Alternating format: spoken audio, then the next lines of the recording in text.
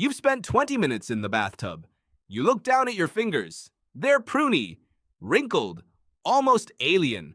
Most people assume it's just water soaking into skin, but the real answer is far stranger. Your fingers aren't absorbing water like a sponge. They're being reshaped by your own nervous system, on purpose. For decades, scientists believed the wrinkling was passive. Skin gets wet, the outer layer swells, it puckers. Simple biology, nothing more. But there was a problem with that theory. Doctors had noticed something strange in patients with certain nerve injuries. Their fingers stayed smooth in water. No wrinkles at all. If wrinkling were just water and swelling, nerve damage shouldn't matter. But it did. That single observation flipped the science on its head. Wrinkling, it turned out, wasn't passive. It was controlled. Deliberately by your autonomic nervous system, the same system that controls your heartbeat and your sweating. Submerge your hand in water, and nerves trigger blood vessels beneath your skin to narrow. That narrowing pulls the skin inward, and the surface puckers into wrinkles. It's an active response, a command your brain sends without you ever noticing, which raises the obvious question, why would your brain bother? In 2011, biologist Mark Changizi proposed an answer that reframed the whole phenomenon. He noticed something about the pattern of the wrinkles themselves. They weren't random. They formed channels, branching outward like tiny rivers, remarkably similar to the tread patterns on car tires or the drainage channels carved into mountain roads. Tire treads exist for one reason: to channel water away from the surface so rubber can grip the road even when it's wet. Changizi's idea was that your fingers might be doing the exact same thing. 2 years later, researchers Kyriakos Karaklas, Daniel Nettle, and Tom Smulders at Newcastle University decided to test it directly. They had volunteers pick up wet objects, marbles submerged in water, using either smooth, dry fingers or fingers that had been soaking long enough to wrinkle. The results were clear.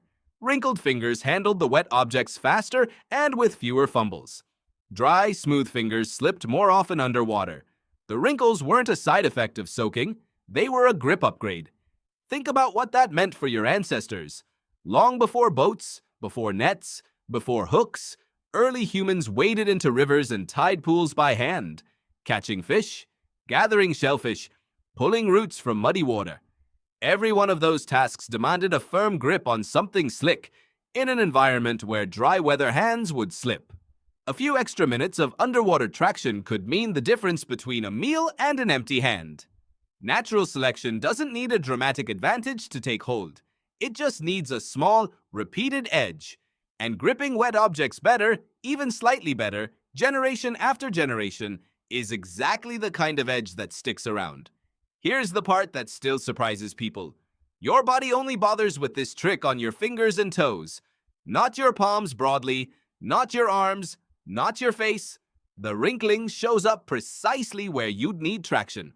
On the very surfaces you use to grasp, to climb, to hold on. That specificity is hard to explain as an accident. Researchers have since found the effect works best in slow-moving or turbulent wet conditions, exactly the kind of unpredictable environment a riverbed or tide pool would offer. It's less useful in still water, which is part of why your palms stay smooth in the bath. Evolution, it seems, was selective even about where to apply the adaptation.